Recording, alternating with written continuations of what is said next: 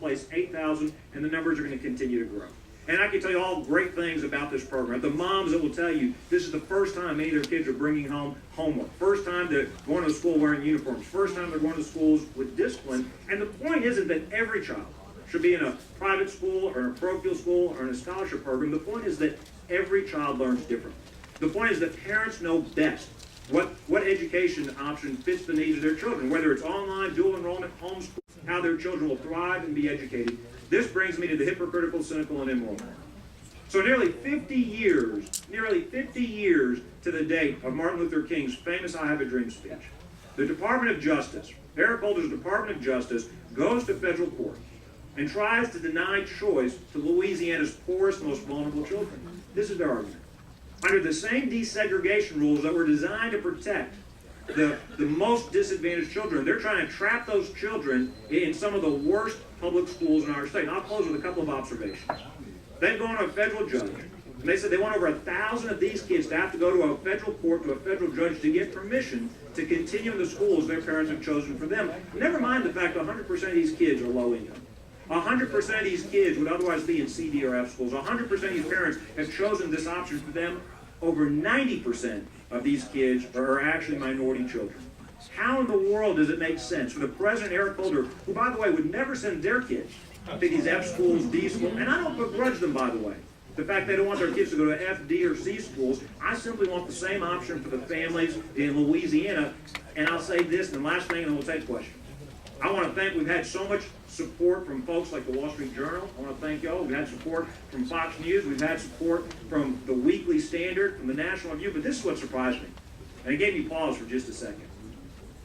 The Washington Post editorialized in favor of us. The Chicago Tribune editorialized in favor of us.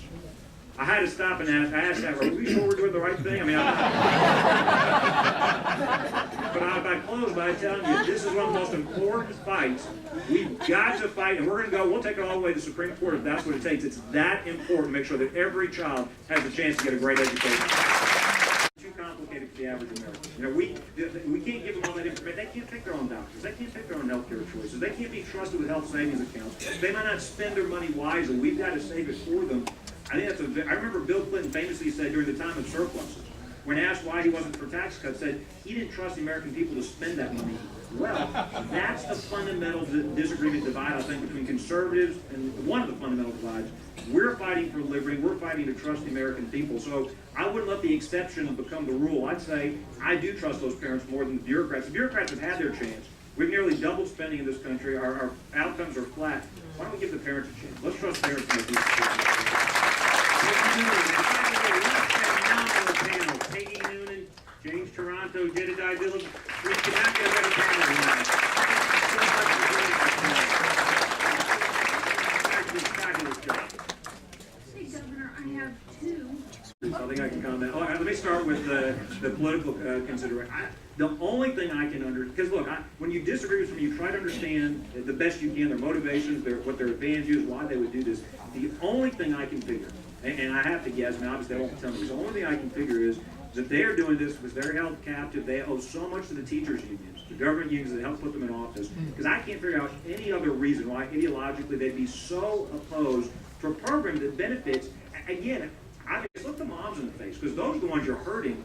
How in the world does it benefit anybody to tell over 1,000 kids, we might force you back into failing schools? They cited 2 facts in their case, only 2 facts.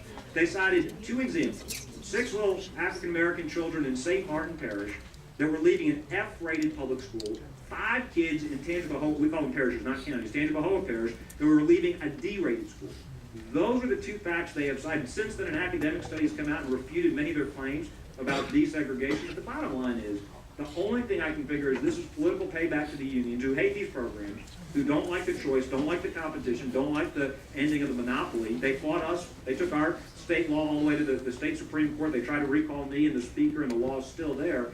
So the only thing I can, because it makes no sense to me factually, legally, or morally. I really don't see any advantage for them otherwise. And in terms of the governors, one of the different, and I was in Congress for 3 years, and then I've been now governor 6 years. Here's one of the differences. I think governors right now today are the one place, and I'm biased, I'm the chairman of the Republican Governors Association this year. We've got 30 Republican governors. I think it is the one place right now, at the state and at the local level, but primarily at the state level, is the one place you can see conservative principles actually being applied, and you can see the outcomes of those choices. I was in Congress. There are two differences. One is just the nature of the job. In the legislative branch, we don't have leadership coming out of the White House today, so you don't see, for example, when Bill Clinton was there, he may not have liked it, but at least he worked with Republicans on welfare reform. At least he tried to talk to them to find common ground. This president basically says it's my way or the highway. There's no ability to talk or find common ground. You heard that from some of the members of Congress. So one contrast is you actually see at the state level fights to reform public pensions, fight to reform the negotiations with public unions, education choice, cuts in taxes, states trying to get rid of the income tax, states investing in infrastructure or growing private sector jobs. Republican-led states with Republican governors, 1 full point lower unemployment than states led by Democratic governors. So one alternative, I think, is that you actually see conservative principles being applied, not just talked about. And then secondly, you see the outcomes. Every time a Republican governor is taking on a big, tough challenge, whether it was Scott Walker and the government unions, Rick Scott in Florida and cutting spending, Rick Snyder, right to work in Michigan, the opinion polls go down in the short term.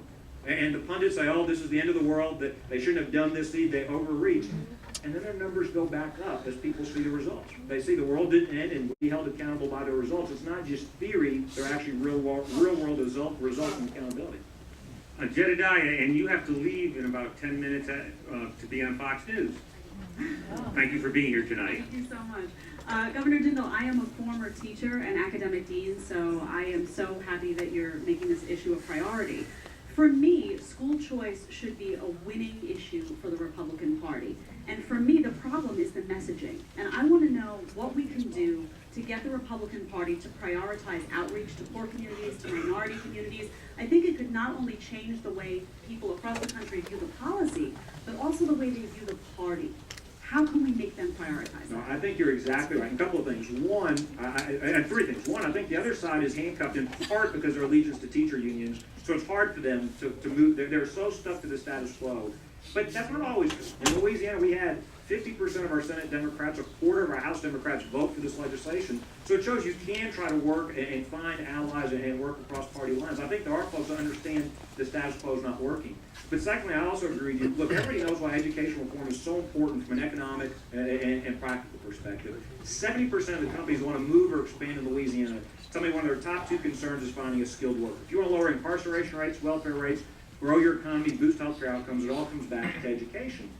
I think there's a moral argument. I think as conservatives, we need to understand if we really are the party of opportunity, if we really are the party that says every generation can do better than their parents, if we really are the opportunity that says it's about hard work and responsibility and getting a great education, we have to be about making sure every child gets a great education. In terms of outreach, I think you're right. I think for too long, and I said this last year after the election, we've got to be a party that's more than the party of no. We've got to be an aspirational party. We've got to be a party that fights for every single vote out of 100%. We've got to be a party that shows folks how they can join the middle class. And education reform, I think, is a great example of that. Now, the good news is at the state level, several governors are doing variations of this. So you've got governors reforming tenure laws in states like Tennessee. You've got recovery or academic school districts in states like Tennessee and Michigan. In Florida, they also changed their tenure laws. You've got many states tying student achievement to teacher evaluations and compensation. Some states are also expanding choice, whether it's Indiana and Wisconsin and Ohio. And so you're beginning to see more and more at the state level, more and more governors take this on as a great policy priority. Again, I'd argue it's important from practical. We can't be 16 as a country if we want to be a superpower, if we want to be number one in economic growth and national defense and quality of life. But I'd also argue, apart from practical considerations, there's a moral imperative that goes to the heart of distinguishing us from the other party in terms of being the party of opportunity, not just outcomes, the party of letting every child pursue the American dream. Let's take some questions from the audience with the few minutes we have remaining before we begin. I'm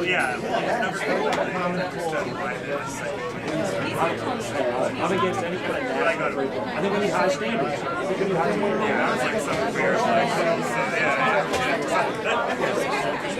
there are a lot of